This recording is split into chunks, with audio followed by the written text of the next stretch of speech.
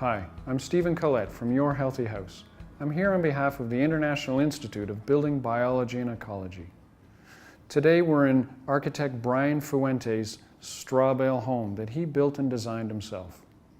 We're going to talk about natural construction and how the building science of natural construction differs from other types. Building science is important to all types of construction, be it stick frame, be it masonry, or be it natural construction, such as straw bale here, adobe, rammed earth, straw-like clay. The physics applies, but the approaches to them differs. And that's what we're going to talk about today, how they work, how they can fail, and how they can improve health within the house. All buildings have vapor move through them.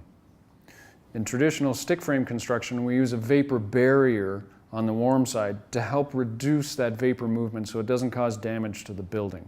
In a natural construction, whether it's straw bale or adobe or clay straw, they don't have vapor barriers in them.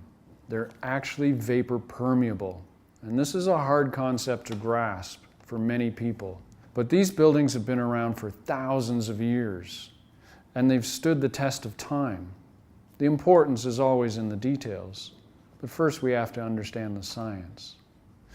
Vapor permeability is about looking at the hygroscopicity, the hygric buffer capacity, and the vapor permeability. Now, vapor permeability is just how easily it can actually move the water. So a vapor permeable or a vapor impermeable material can move it more or less. In a natural construction building, we use our clay plasters or our lime plasters or even a cementitious plaster to help reduce the amount of movement through the material. And we can control that by using different types of plaster. The other thing that natural buildings do is they can actually take that water in. The hygric buffering capacity. What that means is it allows water, is how much water can it actually store safely. Now, in a typical stick frame or even a metal frame construction, you can't really store a lot of water in one of those buildings in your stud wall at any situation. But in a natural building, you can store hundreds of gallons of water in a typical 2,000 square foot house. This allows the material to actually protect the whole building. It can safely store that water without causing damage. Now, there is a limit, as with all things, but it can safely store, and when the conditions change, such as it stops raining or the bathroom dries out, that it'll actually release that moisture and let it back out safely. And these wall systems are dynamic in that principle and in that concept, and that's different. And so we have to be cautious when building them not to put a vapor impermeable paint on them or something like that. And that functions, that hygric buffer capacity. That's what differs between natural and stick frame construction. Masonry can store some water, but not as much as others. Bulk water plays a role in any building, no matter what construction type. It's important to manage bulk water and keep it away from the wall system. Bulk water falls from the sky. That's rain, that's snow, that's wind-driven, and it comes up from the ground through groundwater and into basements. It doesn't matter what type of wall system you have, natural buildings or conventional construction, they can't get that wet. With a natural building, such as straw bale, such as straw clay or rammed earth, they can take a lot more water. Because of its hygric buffer capacity, it can actually safely handle way more water than a stick frame could. It does have a reach, it does have a max, it will fail if it gets too much. But what it does is, because it can store it and then release it, it's a safer bet, especially in extreme weather, which we're seeing in many locations, that it can handle the brunt. We still have to focus on the details. And that's really important. And we still have to focus on managing the water away from any building system, whether it's vinyl sided or plastered. You need good overhangs. You need eaves troughs or gutters, downspouts extending far away, window wells, grading so it slopes away. All of these are really critical to keeping your building envelope dry, and it doesn't matter what kind of construction you use.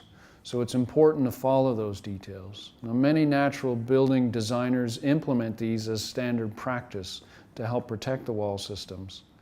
And so for those who don't have really big overhangs or better protection, you need to look at those details, where the water can get in, bulk water, liquid water, whether it be in a basement if you have one, or whether it be through sitting on a window ledge. So keep those in mind when you're looking around the house for bulk water failures and strategies on how to manage it. Air sealing is critically important no matter what type of construction you use, whether it be stick frame, masonry, or natural. And that's because air leakage impacts both health and durability. When a building leaks air, it allows the potential for moisture to move through the wall system. It allows for that moisture to potentially condense from a vapor to a liquid, and that's critical. That's where we're going to get damage. That's where we're potentially going to get mold growth. That's where we're going to potentially get health impacts on the occupants inside. So it's important to focus on that, no matter what type of construction you use. Now with natural construction, it approaches it differently. They don't use papers and peel and sticks. They use plasters for the most part.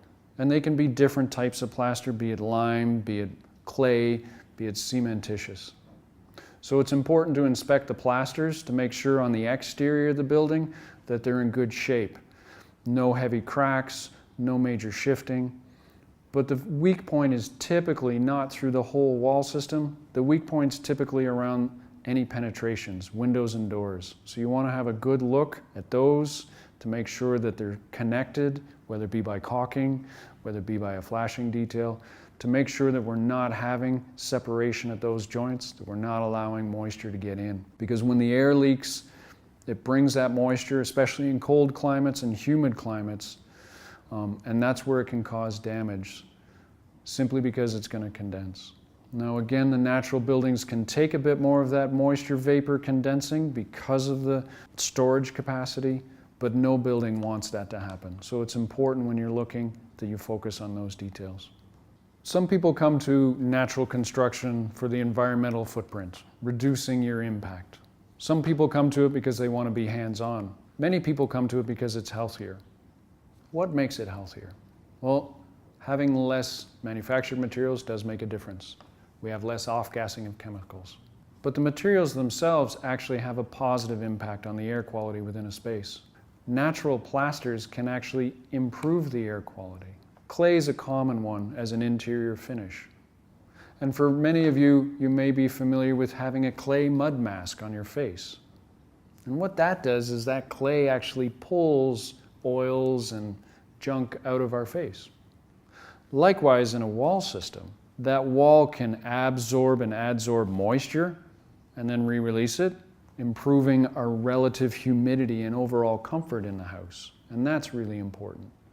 But it can also take and neutralize some chemicals in the air. Those two strategies are healthful and can improve the air quality within a house. Now, depending on how much material's on the wall, whether it be a skim coat or a plaster or a full-blown clay wall, you're going to vary how much impact, positive impact, they can have on the space. Different materials have different properties. So a lime plaster, for instance, is known to be a biocide. That's how it was used on farms, washing, the lime whitewash to clean spaces in a farm. And so a lime whitewash can be used within a space to, again, help with the air quality.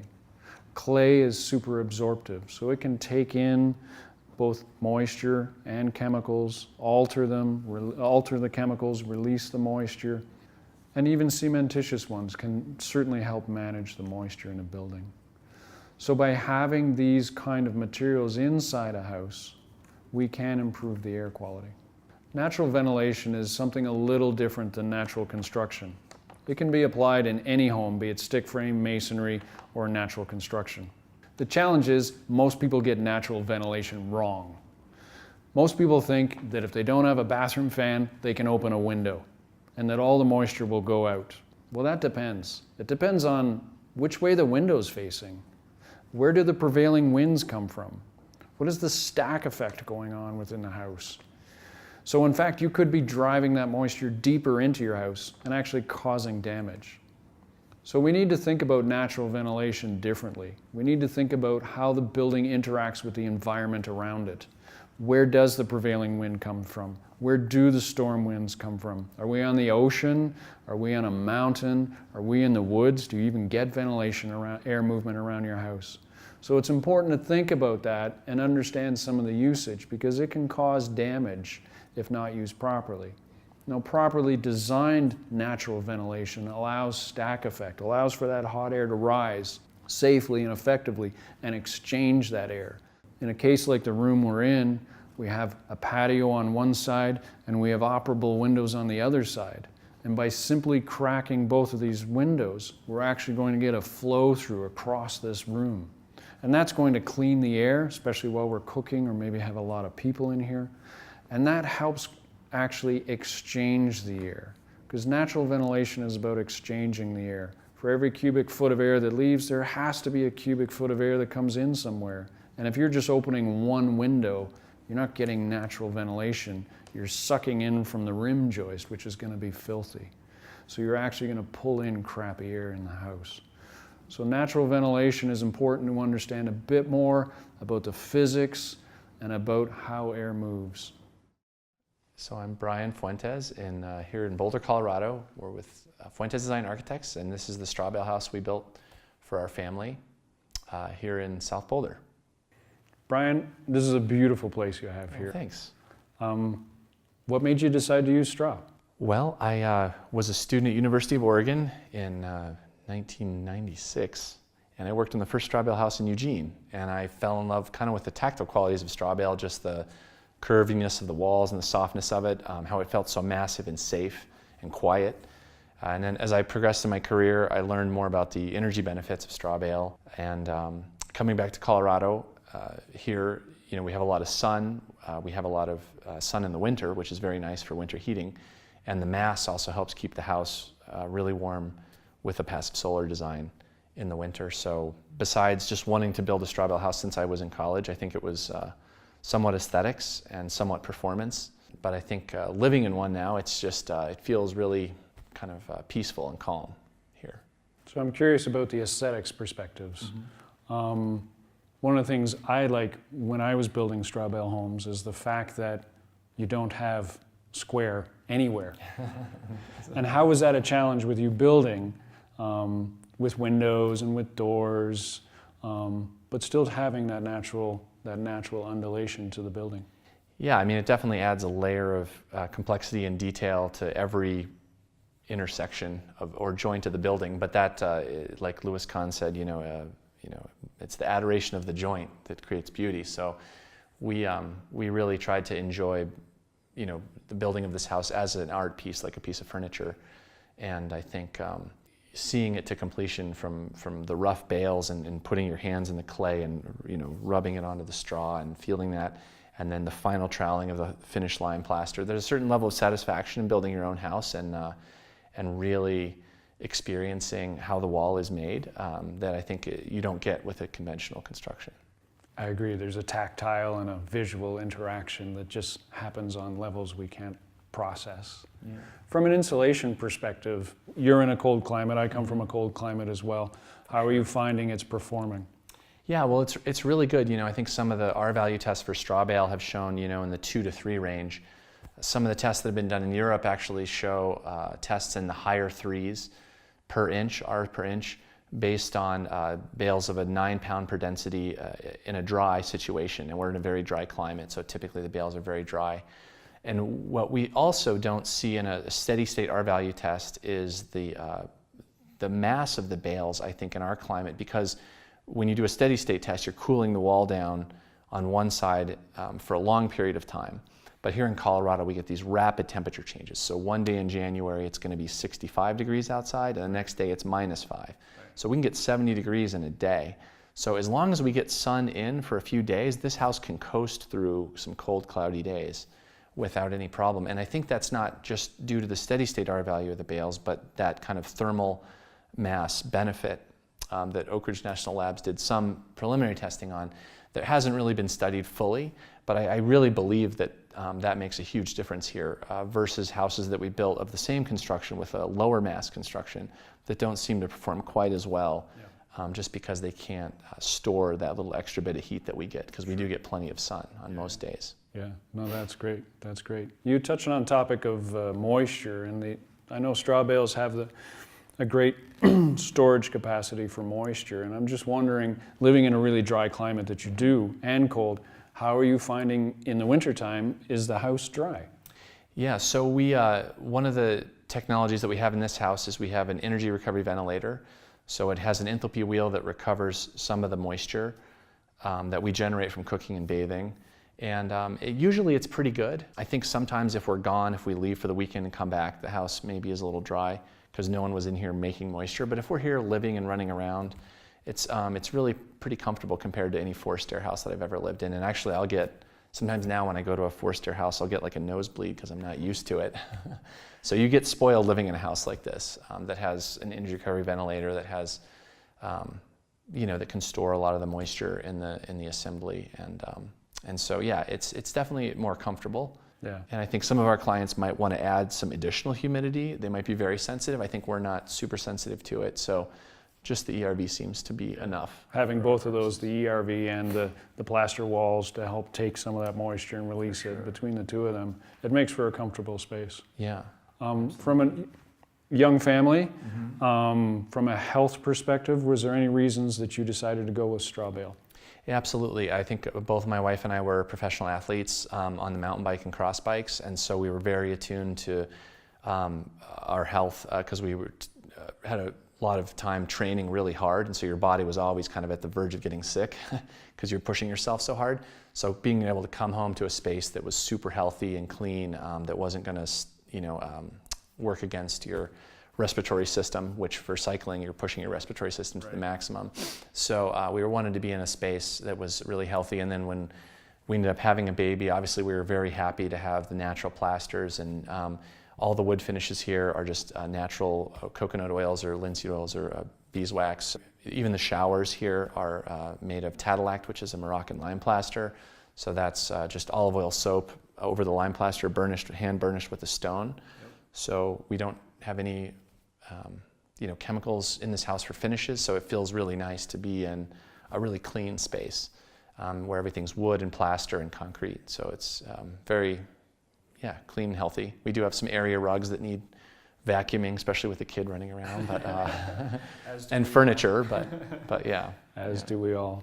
Well, the space is a really amazing space. It's beautiful, it's healthy, it's super energy efficient, and I'm really grateful that you've taken the time to let us come in here and have a look around. Yeah, well, thank you. Yeah, it's a pleasure to have you, and I'm glad we're getting to share a little bit of this with the outside world and let other people know how great it is to live in a straw bale house. That's great. Thanks. Thanks.